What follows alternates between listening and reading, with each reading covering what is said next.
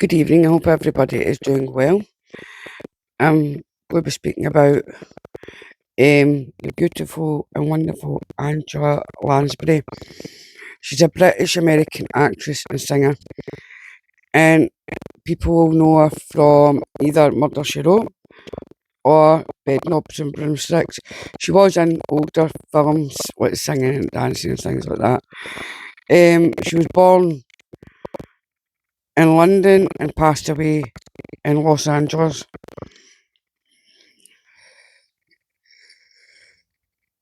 Dame Angela Bridget Lansbury.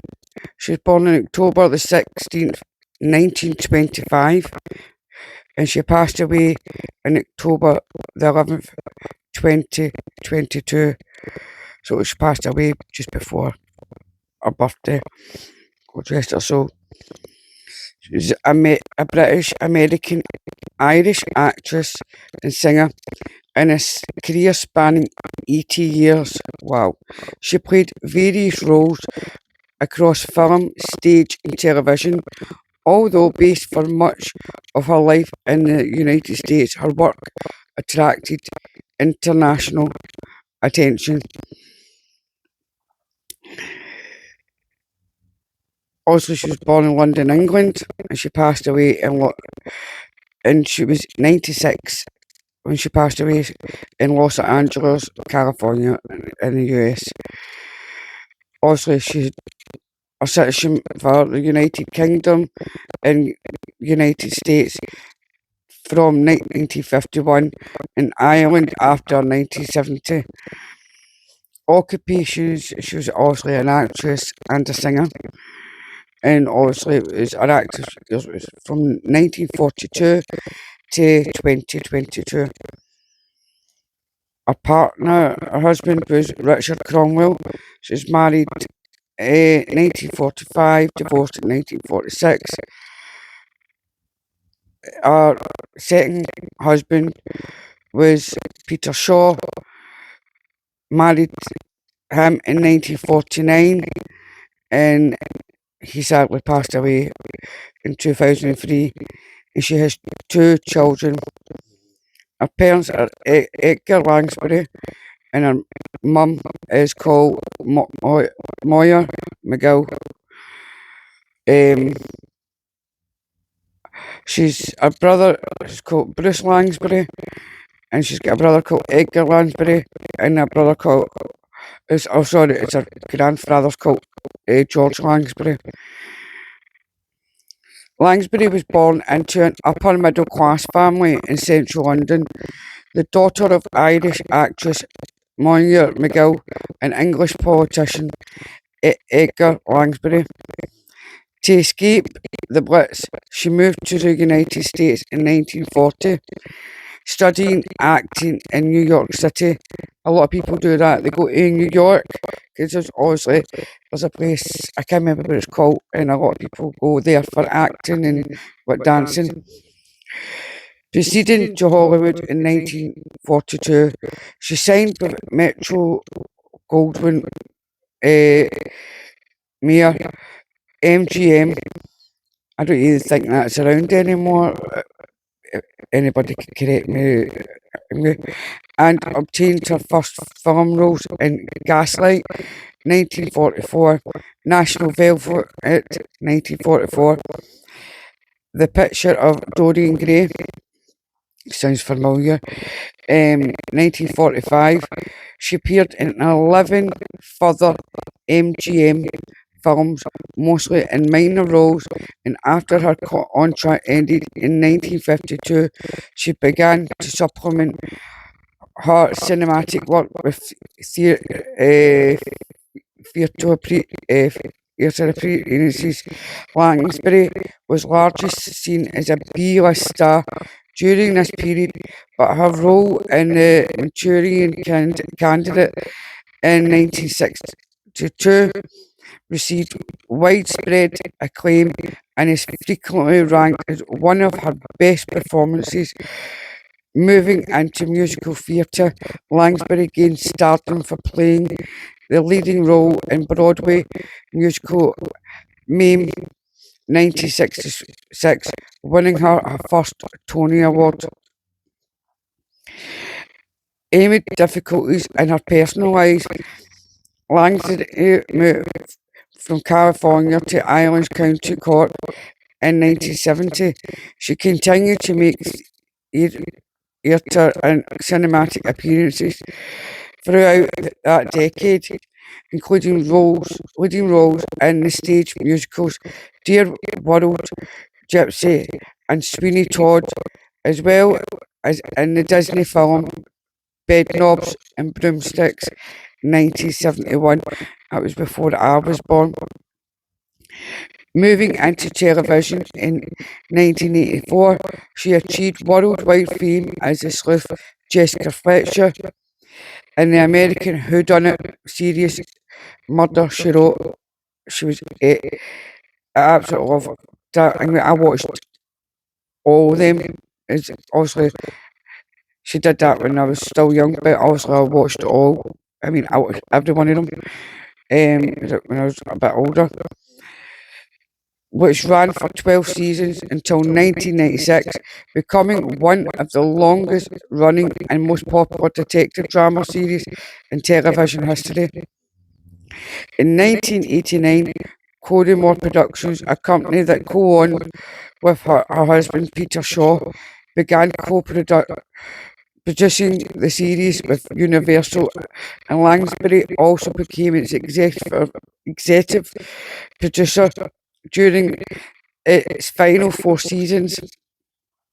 She also moved into voice work, contributing to animated films like Beauty and the Beast. Oh my god, I actually forgot about her doing that in 1991, and Anastasia in 1987. I didn't realise she was a voiceover for anyway. You learn new things every day, don't you?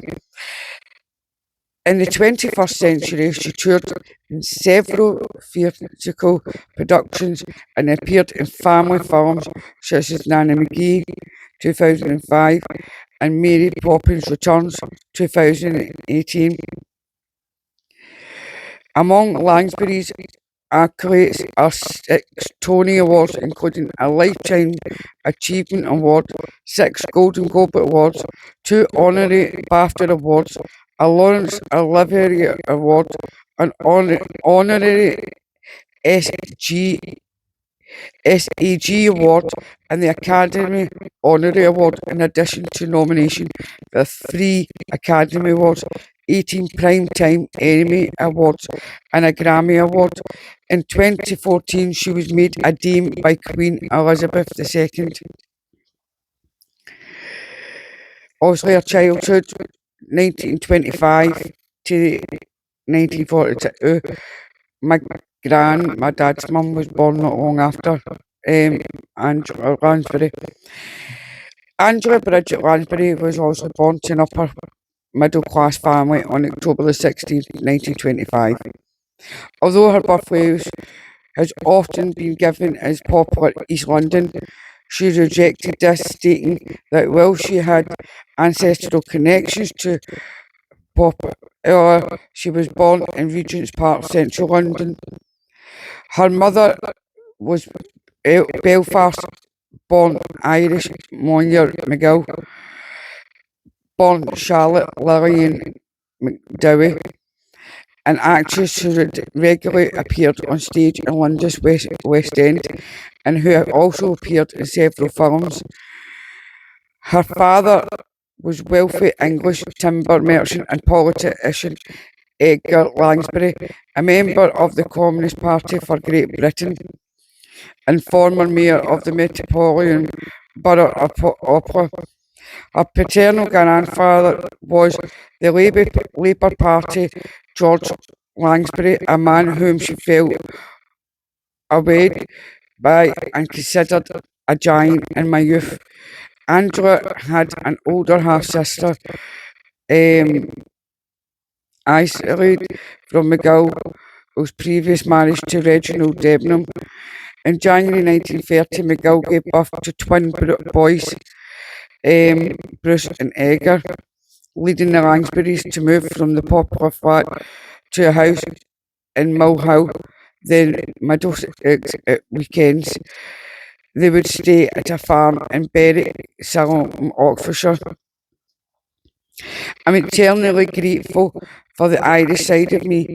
That's where I got my sense of comedy and whimsy. As for the Irish half, that's my reserve side. But put me on stage and the Irish comes out. The combination makes a good mix of acting. It's funny. It's like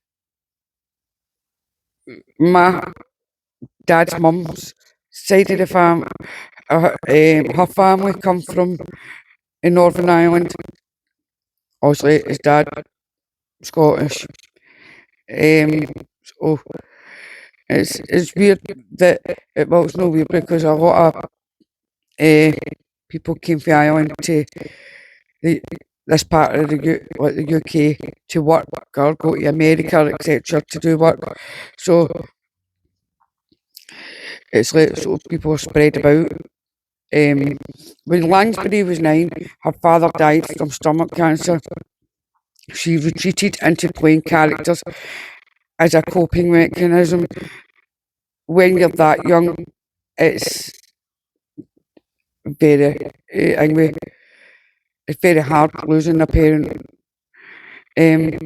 Facing financial difficulty, her mother entered a relationship with a Scottish colonel, Lecky Forbes, and moved into his house in Hampstead. Lansbury then received an education at South Hampstead High School from 1934 until 1939, where she was a contemporary of Glynis Jones. She nevertheless considered herself largely self-educated, learning from books, theatre and cinema. Lansbury became a self-professed complete movie maniac, visiting the cinema regularly. Keen on playing the piano, she briefly studied music at the Richmond School of Dancing and in 1940 began studying acting at the Webber Douglas School of Singing and Dramatic Art in Kensington, West London. That I think that's still about, and if it is, it's a very hard school to get into because when my oldest daughter was doing acting at college, it's a lot of people were wanting to go there. That was obviously thingy, but it's like getting into drama is very hard because if you're feeling one thing, that's it. It's they don't let you in. It's very, very, very strict. I'm not even joking. Um, but she's got a great job, and she's now got two beautiful sons. She's an amazing mama. Also, she's first appearing on stage as a lady in waiting in the school's production of Maxwell's Anderson Mary of Scotland. That year, Lansbury's grandfather died, and with the onset of the Blitz, McGill decided to take Angela, Bruce, and Edgar to the United States. Isley remained in Britain with her new husband, the actor Peter Ustinov. McGill secured a job supervising 60 British children who were being evacuated to North America, aboard the Dutch Athnal, arriving with them in Montreal, Canada in August 1940. McGill then proceeded by train to New York City, where she was financially sponsored by a Wall Street businessman, Charles D. Smith, moving in with his family at their home at Mayapack, New York. I don't know if I've pronounced that properly. Lansbury gained a scholarship from the American Theatre Wing to study at the Egan School of Drama and Radio, where she appeared in performance of William Congreve's The Way of the World and Oscar Wilde's Lady Windermere's Fan. She graduated in March 1942, by which time the family had moved to an apartment in Morton Street, Greenwood Village. Her career breakthrough from 1942 to 1945. McGill secured work in a Canadian touring production of Tonight at 8:30 and was joined by her daughter there. The 16-year-old Lansbury gained her first theatrical job as a nightclub act at the Sam Over Club, Montreal, claiming to be 19 and singing songs by the No Coward. Lansbury returned to New York City in August 1942, but her mother had moved to Hollywood, Los Angeles, to resurrect her cinematic career. Lansbury and her brothers followed, um, moving into a bungalow in Laurel Canyon. Both Lansbury and her mother obtained Christmas jobs at the Bullock's Wilshire department store in Los Angeles.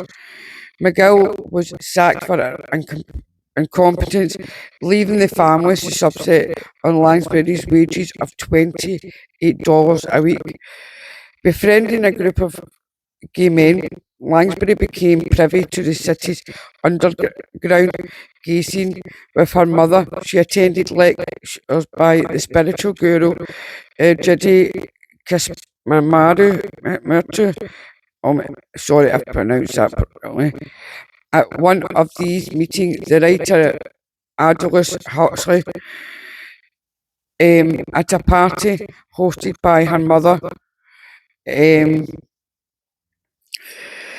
Lansbury met John Van Druten, who had recently co-authored a script for Gaslight, 1944, a mystery thriller based on Patrick Hamilton's 1938 play Gaslight. The film was directed by George Cukor and starred Ingrid Bergman in the lead role of Paula Alquist, a woman in Victorian London being psychologically tormented by a husband.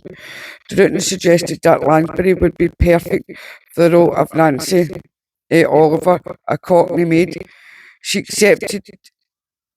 was accepted for the part, although since she was only 17, a social worker had to accompany her on the set. A Tamarian agent, Errol Kramer, she was signed to a 7-year contract with MGM, earning $500 a week. Gaslight received a critical acclaim, and Lansbury's performance was widely praised, earning her a nomination for the Academy Award for Best Supporting Actress. Her next film appearance was as Edwina Brown in National Velvet in 1944. The film became a major commercial success, and Lansbury developed a lifelong friendship with co-star Elizabeth Taylor. Oh my God, I remember her. Lansbury next starred in The Picture of Dorian Gray, 1945, a cinematic adaptation of Wilde's 1890 novel of the same name, which was again set in Victorian London. Directed by Albert Lewin, Lansbury was cast as Sybil Vane, a working-class music hall singer who falls in love with the protagonist Dorian Gray, Hurd Hatfield. Although the film was not a financial success, Lansbury's performance once more drew praise, earning her a Golden Globe Award. And she was again nominated for Best Supporting Actress at the Academy Awards, losing to Anne Revere, her co-star in National Velvet. I'll leave it there because there's quite a lot. And what do you think, Angela Lansbury? What do you remember? What films do you remember about her? Because to me, obviously, I remember obviously. I forgot about Beauty and the Beast, or singing in the Beauty and the Beast, but I didn't know about Anastasia.